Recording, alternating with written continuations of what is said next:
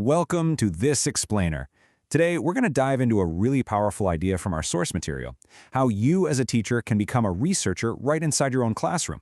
It's all about sparking some real professional growth just by asking small, focused questions. So, does this sound at all familiar? If you've ever felt this way, you are definitely not alone. I mean, the word research itself can sound pretty intimidating, right? It feels like it belongs in some university lab, not in the middle of a busy classroom. It can seem like this huge, overwhelming thing. But that's exactly what this explainer is all about. We're here to completely dismantle that hurdle. We're going to break down how you can start doing simple, everyday research into your own teaching practice and turn it into a manageable and actually an incredibly rewarding part of your job. And really, that's the whole goal here. This isn't about conducting some massive formal scientific study. Nope. It's all about seeing your own teaching, your own students, and your own classroom with a bit more clarity. Because at the end of the day, the most powerful development comes from understanding yourself better. Okay, so let's get into the core strategy. To make this whole classroom research thing actually work, we've got to shift our perspective. We need to move away from asking these huge, vague questions and start focusing on small, specific, and totally manageable ones. This comparison just nails it, doesn't it? Asking something like, is my teaching effective? I mean, where do you even begin? That's a total rabbit hole. But asking, how much do I shout at students in a lesson? Now that's something you can actually measure, think about, and do something with. That specificity is the secret sauce that makes this whole thing possible. So here are the kinds of questions we're talking about. See? They're not about judging your entire career, they're about zooming in on one tiny piece of your daily practice. Things like, are my instructions actually clear? Do I talk way too much?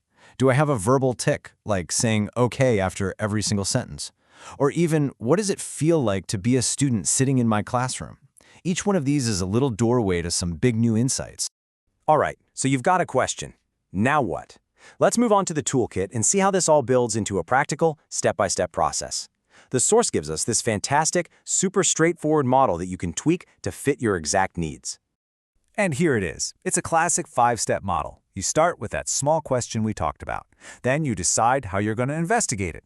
You plan the simple logistics, analyze what you find, and then, and this is the most important part, you plan for change. It's a really clear path that takes you from just being curious to actually taking action. Let's just zoom in on step 2 for a second, because this is where a lot of us can get stuck.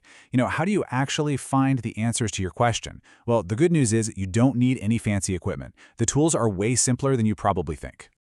And check this out, the source material gives us a whole menu of different options for gathering information. Some give you hard data, while others are more about reflective, qualitative insights. For instance, you could just hit record on your phone to see if you really do talk too much. Or you could use a simple tally sheet to count how many times you say okay in a lesson.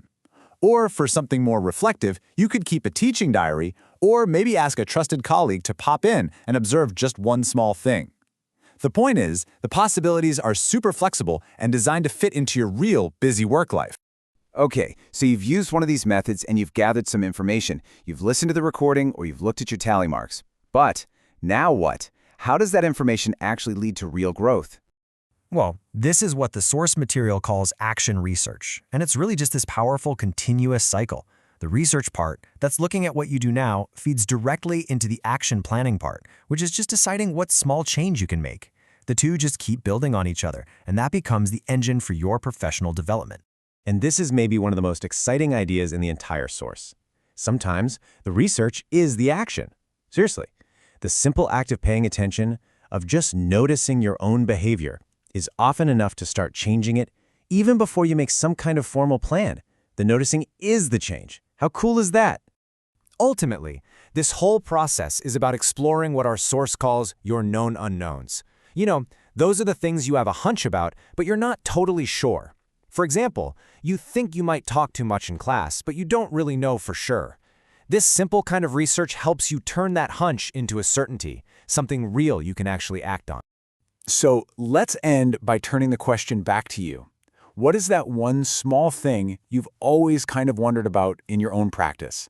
What is the unknown about your teaching that you could start exploring even in a tiny way tomorrow?